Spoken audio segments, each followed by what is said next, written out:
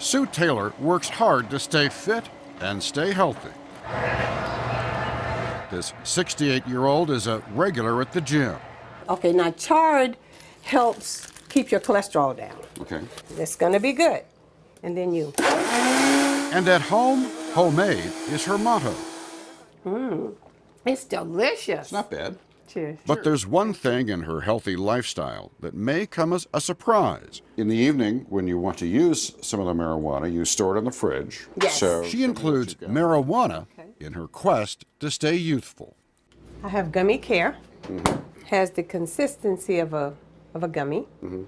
And I use it for sleep and pain when I need to. Sue Taylor was a high school principal preaching the dangers of drugs.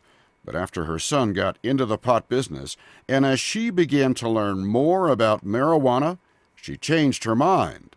Now she is a convert, make that an advocate for aging Americans using marijuana. She speaks at community meetings explaining why pot may be good for them. the weed lady, somebody said they called you. Yes, the weed lady. I am the weed lady. And she's got statistics on her side. Polling confirms that more and more Americans age 55 and up are using more and more marijuana. One reason is geography. Almost half of Americans live in a place where marijuana is legal for recreational or medical purposes. Beautiful plants. Sue lives in California, one of the states where medical marijuana requires only a doctor's prescription. I love this place. It is a great place, isn't it? What are we talking about, Sue? What kinds of things does marijuana help if you're a senior? Number one is arthritis. There are tinctures and rubs that you could actually put on your legs, on your knees, across your back, wherever you're having any arthritic pain. Most seniors use the cannabis for pain and to sleep. Does it frustrate you that the money isn't there for research? Of course, but I do think we're turning a corner on that. Dr. Igor Grant is a distinguished professor and chair of the Department of Psychiatry at the University of California, San Diego, and he has a rare federal grant to study the potential benefits of pot. Well, first of all, there is increasing evidence that cannabis is helpful in the management of certain kinds of pain. And it's the kind of discomfort experienced by seniors, like sharp pains felt by nerve damage caused by things like chemotherapy or diabetes. Keep in mind, over 65 Americans only account for 14% of the nation's population, but they use more than 30% of all prescription drugs, including some highly addictive painkillers.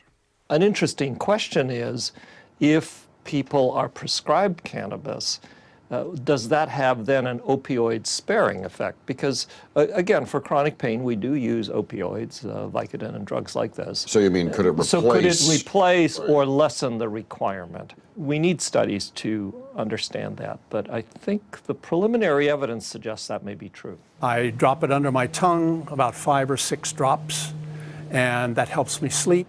Kerry Stiles is 78 and wears a pacemaker. He discovered pot here at the Rossmore Retirement Community in Walnut Creek, across the bay from San Francisco. They have clubs for everything from swimming to cars. Cannabis has so many medical applications, and so And now, a club for medical marijuana use. These are the 3 different types of plants of cannabis. And In the retirement community of more than 9,000, the club has about 100 regulars. Renee Lee is the club's president and a kind of pot guidance counselor. So we caution, especially the seniors, to stay away from edibles and really start slow. We start with low dosage. We start in the early evening, tell them not to drive, try not to mix alcohol. There's a lot of caution, a lot of education that goes along with this. But for some in the over 65 crowd, lingering stereotypes and stigmas from another time are hard to overcome. Why do you think seniors are resistant to this as opposed to 20-somethings and 30-somethings who don't seem to pay any attention to the stigma at all. Probably the 1960s.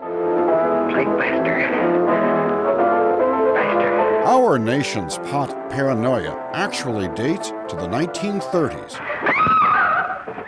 Remember reefer madness? He's hopelessly and incurably insane, a condition caused by the drug marijuana to which he was addicted. We are making a major offensive effort that's going to pay off.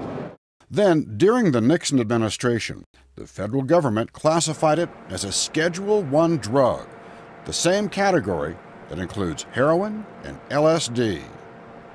It was publicity by the federal government and by state governments, how terrible it was and what it could do to you. So these are our raw cannabis flowers. This is the way the cannabis comes. But will you change minds if more and more seniors become comfortable with this? Do you think that's going to force government to change its mind, the federal government? We certainly hope so. I don't know if it'll be in my in my lifetime. Keep in mind that even today, pot is still illegal under federal law.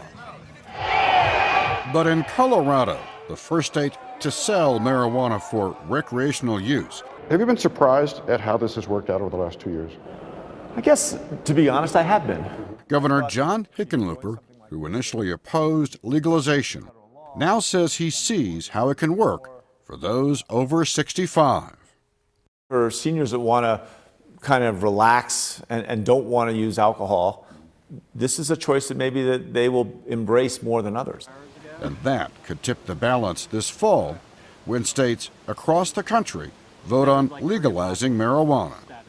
Seniors seem to be people who vote more often and have some influence. Is it going to have some effect? Well, that's an interesting point, and I think you're probably right. The perception against legalizing marijuana, which, you know, historically in this state, when we passed it, seniors were probably the most adamant against it. And if more are using it, then that probably is going to change, and probably won't just be in Colorado, it will probably change across the country. California, the first state to legalize medical marijuana, this fall may vote to approve pot for recreational use, making it even easier for pro-pot folks like Sue Taylor If I have back pain, if I overdo it at the gym, to get access to the drug they now consider a vital weapon in their battle against the aches and pains of aging. seniors don't want to get high, they want to get well. And the cannabis helps